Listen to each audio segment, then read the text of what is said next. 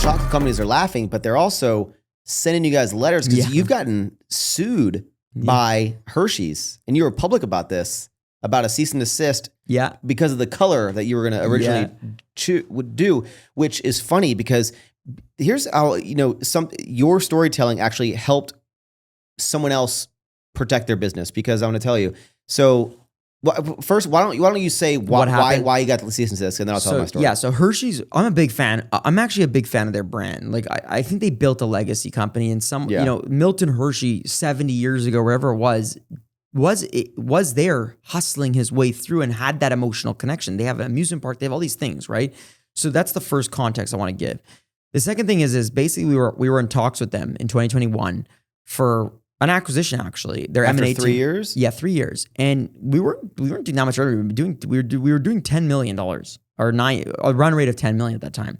And they were just very interested. They're like, you guys are doing something different. You're building a fan base, and whatever. So we talked for 3 conversations or whatever it was, 2 or 3 conversations, and they wanted to acquire, and we just weren't interested. Our company, we don't want to sell it right now. That's not our interest. We're building this right now to be long-term. And after that, everything was fine in the conversations. Like, they liked the product. They actually really liked this orange flavor. Now you're never getting an acquisition from Hershey's after everything you do. No, so then 2 months later, they sent us a season assist for the color orange, claiming that we cannot use our orange anymore. And we're like, yo, are you serious? We're all Gucci and talking and cuddly and all this stuff. And then I was like, hey, well, if we were to go to court, what would it cost? And the court fees would have been between like $2 and $5 million, because they would have dragged it. What? Yes, because we would have fought. We actually want to fight for the color. But you just don't have the no one has the money or energy for that. So then I said, what's our strength? I said to our team, what's our strength? And they go, I don't know. And I was like, we're going to fucking tell the story, and we're going to show the irony of acquisition talk to then season assist, to then having to change our package in 2 weeks, to then what are we doing? And that's what we did. We shared the story, and then that turned into like the community went wild for it. Now you're like, we're going to support it even more. And so I don't know if people know. So Hershey's has their Reese's orange, that thing you see in the Reese cup. It's trademarked. It says the color is trademarked. And at first, I couldn't wrap my head around that. I was like, how can someone trademark a color? I understand why they do it, because generally the reason people would use that is so that people would associate this is like a Reese's because it's like this color. Even if you're not really trying to, you're just like, that's why people use this color.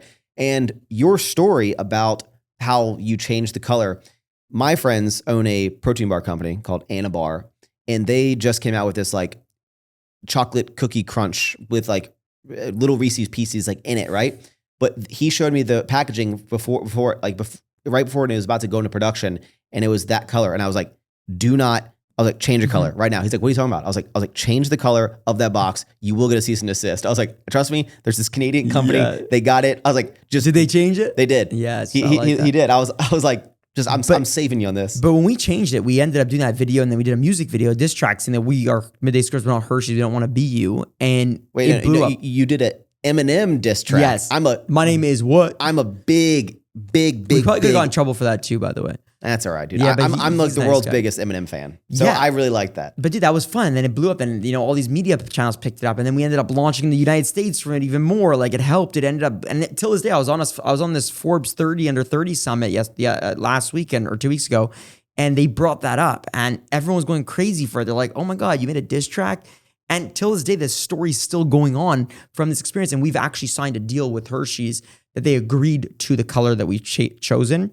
And I actually sat on a panel with the head of the M&A months later, and we made peace, and we shook hands, and he's like, I actually like the music video. I was like, well, why don't you answer with one then? Instead of the legal, why don't you just come up with a creative music video? They're like, that's never going to happen here. We'll talk later, because I was in talks with the M&A people at Hershey's too. I wonder if it's the same people that I was talking with. What is going on, guys? I am Max Tuning, your host. I hope you enjoyed this little clip. If you want to see the full, magical, lovely episode, just click the link down in the description or search Don't Be Sour on your favorite podcast streaming service. And remember, thank you for tuning in.